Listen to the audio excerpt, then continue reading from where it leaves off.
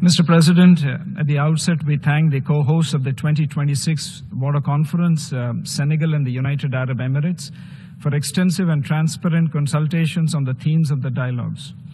As the world's largest democracy and home to over 1.4 billion people, India recognizes that access to safe drinking water and sanitation is not only a basic human right, but also an essential driver of public health, gender equality, and inclusive economic development.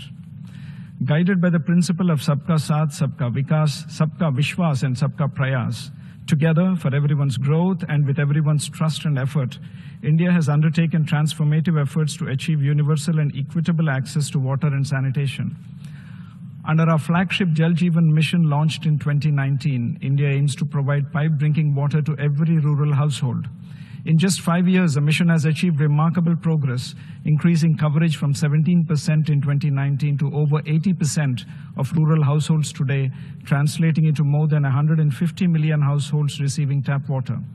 This has had a significant impact on improving health outcomes, reducing hard menial work for women and girls, and enhancing school attendance.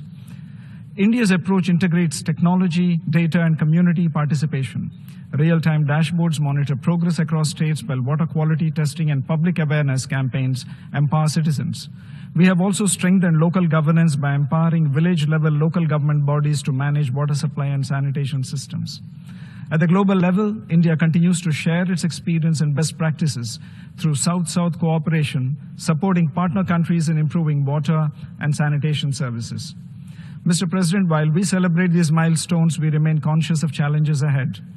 Climate change, rapid urbanization, and growing demand for water resources call for resilient and sustainable water management strategies. India is advancing efforts in water conservation, rainwater harvesting, and rejuvenation of water bodies, ensuring that progress is sustainable and inclusive.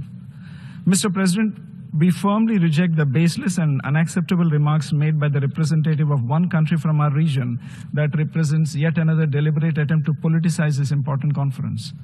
It's an undeniable fact that there have been fundamental changes in the circumstances since India concluded this water treaty that require a reassessment of the obligations under the treaty. These include technological advancements, demographic changes, climate change, the need for clean energy drive, and the threat of persistent cross-border terrorism. Further, the treaty in its preamble says that it is concluded in a spirit of goodwill and friendship. The obligation to honor a treaty in good faith is fundamental to a treaty.